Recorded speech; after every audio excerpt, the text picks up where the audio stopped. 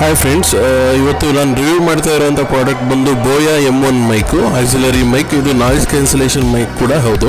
So ಇದು ತುಂಬ quality wise ತುಂಬ ಚೆನ್ನಾಗಿದೆ ಅಂತ, ಏಕೆಂದರೆ ಫ್ಲಿಪ್ಕಾರ್ಟ್ ಹಾಗೂ ಅಮೆಝಾನಲ್ಲಿ ತುಂಬ ಒಳ್ಳೆ ರೇಟಿಂಗ್ ಪಡ್ಕೊಂಡಿದೆ, ತುಂಬ ಚೆನ್ನಾಗೂ ಇದೆ.